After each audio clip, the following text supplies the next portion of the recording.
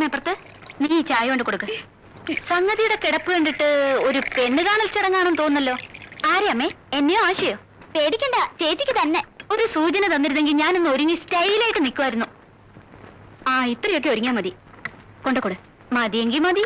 ഇനി എത്ര ചെറുക്കന്മാരുടെ മുമ്പിൽ നിൽക്കാനുള്ളതാ? അപ്പൊ ഒരുങ്ങ.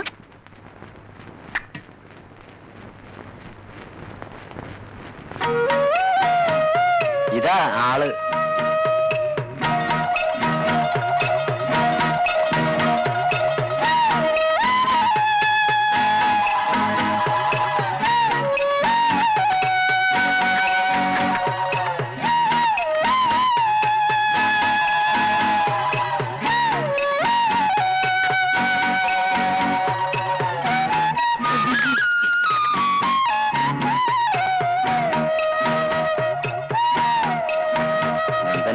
അതിലൂടെ എന്തെങ്കിലും ചോദിക്കണേ ചോദിക്കാം.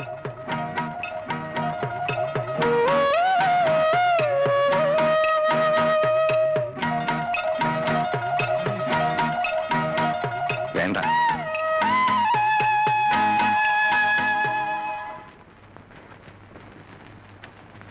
എങ്ങനെയുണ്ട് ചേച്ചി പബ്ലിക് പ്രോസിക്യൂട്ടർ നന്ദകുമാർ? എല്ലാവർക്കും കാണാൻ പാകത്തിൽ അവിടെ ഒരുക്കി വെച്ചിട്ടുണ്ടല്ലോ. നിനക്കൊന്ന് കാണരുതോ ഇങ്ങനെ ഒരു ചേച്ചി?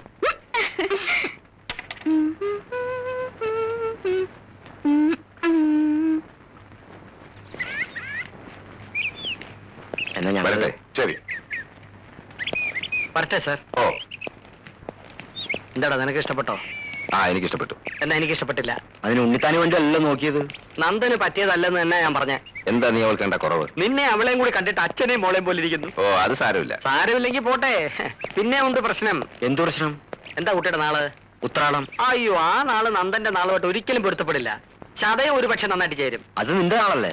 അതെ, ഞാനാകുമ്പോ പ്രായത്തിൽ ഇതുപോലെ വ്യത്യാസം ഫീൽ ചെയ്യില്ല. അപ്പൊ അതായിരുന്നു അതിന്റെ കാര്യം. ആ, ചുമ്മാതല്ല നന്ദനോട് സംസാരിക്കണമെന്ന് ചോദിച്ചപ്പോ താൻ കയറി വിലക്കിയത്. നടക്കത്തില്ലേ? പിന്നെ ഈ പരിവരുത്ത ശബ്ദം ആ ഇളം പെങ്കൊച്ചിന് കേൾപ്പിക്കേണ്ട ആവശ്യമുണ്ടോ? കൊച്ചു പേടിക്കാണെങ്കിൽ ഉണ്ണിത്താന് വേണ്ടി ഞാൻ ആലോചിക്കാം. പക്ഷെ സർക്കാർ ഓഫീസില് ജോലിയും മുട്ടറ്റ മുടിയൊന്നുമില്ല. മുടി വളരാനുള്ള സാധനങ്ങളൊക്കെ മാർക്കറ്റിൽ കിട്ടും. പിന്നെ ജോലിയുടെ കാര്യം, ഫാദറില്ല സർവീസ് ചെയ്ത് മരിച്ച ആ ജോലി ആദരയ്ക്ക് കിട്ടും. പുള്ളിക്കാരനെ കണ്ടിട്ട് അകാലത്ത് വെടിതീരുന്ന സർവ്വലക്ഷണമുണ്ട്. അങ്ങനൊന്നും പറയാതെ വണ്ടിയിലോട്ട് കയറി. അയ്യോ, എന്ത് പറ്റി? എന്റെ കർച്ചീഫ് മറന്നുപോയി. എടാ, അത് ഇവിടെ ഉണ്ട്. ഓഹോ, ഒരു മുടിഞ്ഞ മറവി. ഓഹോ, ഡോക്ടറെ കാണിക്കണം. ഇയാള് ഇങ്ങോട്ടാ? വരുന്നുണ്ടോ? വാ.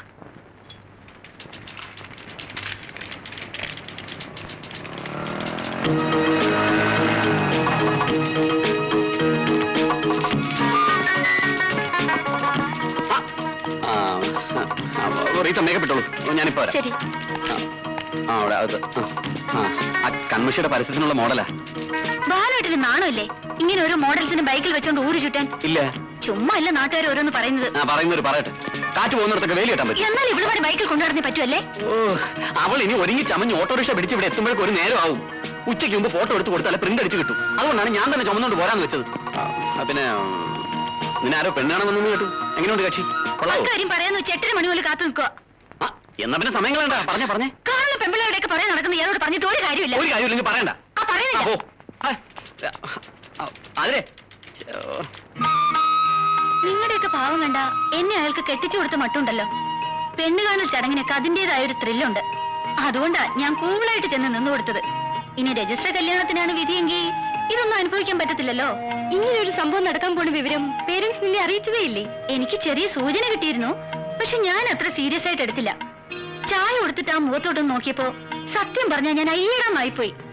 എന്റെ ഫാദറിന്റെ അല്പമെങ്കിലും സൗന്ദര്യബോധം കാണുമെന്നാ ഞാൻ വിചാരിച്ചത്. അത്രയ്ക്ക് ബോറാണോടി? വികൃതമൊന്നുമല്ല, പക്ഷെ ഒരു വില്ലൻ ലുക്കാ. ഒരുമാതിരി ഈ കോൺട്രാക്ട് അവസാനിപ്പിച്ച് നേരത്തെ പോരുന്ന ചില പട്ടാളക്കാരില്ലേ, അതുപോലെ ഇരിക്കും. അപ്പൊ നിനക്ക് ഇഷ്ടമില്ലെന്ന് നീ അച്ഛനോട് പറഞ്ഞില്ലേ? അതിന്റെ ഒന്നും ആവശ്യം വരുന്നില്ലടി. ജാതകം ചേർന്നിട്ടാണല്ലോ ഇത് നടക്കാൻ. ആ സ്റ്റെപ്പിൽ വരുമ്പോഴേക്കും ഇതങ്ങ് തെറ്റിക്കോളും. അതുവരെ വക്കീൽ ഈ കേസ് വിട്ടായിട്ട് നടന്നോളൂ തന്നെ.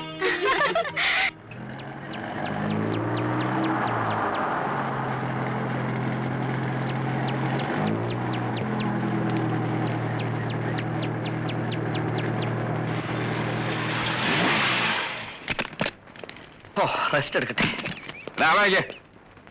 വല്ലവരും കണ്ടാ വിചാരിക്കും ഞാൻ ഡ്രൈവറും നീ വലിയ പബ്ലിക് പ്രോസിക്യൂട്ടറുമാണ്.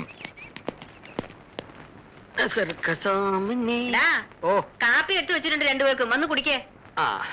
കേട്ടോമേ, അമ്മയുടെ അരുമ മകൻ പബ്ലിക് പ്രോസിക്യൂട്ടർ നന്ദകുമാർ എന്ന് കോടതിയിൽ ഒരു കലക്ക് കലക്കി. തോമസ് സെക്രട്ടറിയ ഉൾപ്പെടെ 5 പേർക്ക് ചുളുവി ജീവപര്യന്തം സംഘടിപ്പിച്ചു കൊടുത്ത്. ഒന്ന് നിർത്താമോ? ആരെ കയറിയപ്പോ തുടങ്ങിയാണല്ലോ ഈ കളത്തില്. എന്തുദ്ദേശിച്ചായി സോപ്പ് പതപ്പിക്കുന്നത്? എന്ത് സോപ്പ്? അയ്യോ, ഞാൻ ബെഞ്ച് ക്ലാർക്കായിരിക്കാൻ തുടങ്ങിയിട്ടെ വർഷം 10-12ആയി. പല കൊടികുത്തിയ വക്കീലന്മാരുടെ വാദങ്ങൾ ഞാൻ കേട്ടിട്ടുണ്ട്. പക്ഷെ നന്ദനെ പോലെ വാദിക്കാൻ അറിയാവുന്ന ഒരു വക്കീലിനെ ഭൂമി മലയാളം കണ്ടിട്ടില്ല. അമ്മേ, എന്താ അമ്മേ എന്നെ സൂചിപ്പിക്കാമേ. ദേ, എന്തിനാന്നറിയാം? എന്റെ കല്യാണം കഴിഞ്ഞിട്ടും ഇവൻ ഇവിടെ തന്നെ പറ്റിക്കൂടണം. അതിനാണ് ഈ സോപ്പ്. ഓസിനൊന്നും അല്ലല്ലോ, മാസാമാസം 100 രൂപ എണ്ണി അമ്മയുടെ കയ്യിലോട്ട് കൊടുക്കുകയല്ലേ. പിന്നെ നിന്റെ 100 രൂപ കൊണ്ടല്ലേ ഇവിടുത്തെ കാര്യങ്ങൾ നടന്നേ. പോടാ. ആ 100 രൂപയ്ക്ക് എല്ലാ മാസവും നിങ്ങളുടെ 2 പേരുടെ പേർക്കും അമ്പലത്തിൽ വഴിപാട് കഴിക്കുന്നുണ്ട്, അറിയാമോ? അമ്മേ, എന്റെ പെറ്റമ്മ പോലും ഇങ്ങനെ ചെയ്തിട്ടില്ല. ആ. അപ്പൊ ഞാൻ അടുത്ത മാസം പോലെ 50 രൂപ തന്നാ മതിയല്ലോ. എനിക്ക് വഴിപാട് വേണ്ട, വായിലോട്ടുള്ള വല്ലതും തന്നാ മതി. ഞാൻ അടങ്ങി ഒതുങ്ങി കിളിക്കൂട്ടി കഴിഞ്ഞോളാം. എന്നാലും ഇവിടുന്ന് ഒഴിഞ്ഞു പോവുകയില്ല. ഒഴിയും. എപ്പോ? നിന്റെ കല്യാണത്തിന് മുമ്പ് എന്റെ കല്യാണം നടത്തിയിട്ട് ഞാൻ ഒഴിയും. അമ്മേ, ഇവൻ കെട്ടാൻ പോകുന്ന പെണ്ണിന് എന്തൊക്കെയാ വേണ്ടെന്നറിയാമോ? സൗന്ദര്യം, മുട്ടറ്റം മുടി, സർക്കാർ ജോലി, സിറ്റിയിലൊരു വീട്. പിന്നെ വീടില്ലാതെ ഞങ്ങൾ ഭാര്യയും ഭർത്താവ് NH-47 കിടന്നുറങ്ങോ? അല്ല, ഈ 3 ഡിമാൻഡ് ഒത്ത ഒരു പെണ്ണിനെ വെറും ഒരു ബെഞ്ച് ക്ലാർക്കായ അളിയന് കിട്ടുമെന്ന് തോന്നുന്നുണ്ടോ? ഇല്ലെങ്കിൽ അതുവരെ ഞാൻ ഈ പെര നിറഞ്ഞു നിൽക്കും. അയ്യോ, പെര നിറഞ്ഞു നിൽക്കല്ലേ. അമ്മയ്ക്കും എനിക്ക് ഇടയ്ക്ക് അങ്ങോട്ടും ഇങ്ങോട്ടും ഒക്കെ ഒന്ന് പോകണം. ഒന്ന് ഒതുങ്ങി തരണേ. അതിനുള്ള ഗ്യാപ്പ് വിട്ടേക്കാം. ആ, കല്യാണത്തിന്റെ കാര്യം പറഞ്ഞപ്പോഴാ ഓർത്ത് ശിവശങ്കരൻ വന്നിരുന്നു. ആതിരയുടെ ഫോട്ടോ നീ ചോദിച്ചിരുന്നില്ലേ? അതിവിടെ തന്നിട്ടുണ്ട്.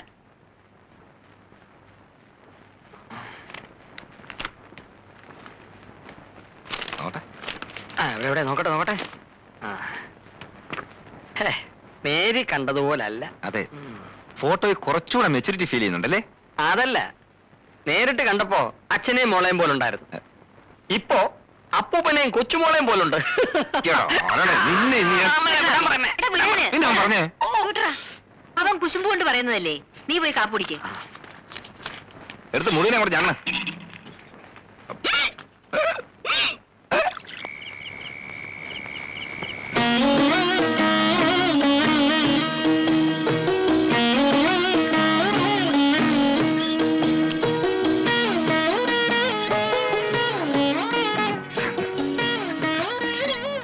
ശങ്കരേട്ടൻ വല്ലതും പറഞ്ഞോമേ?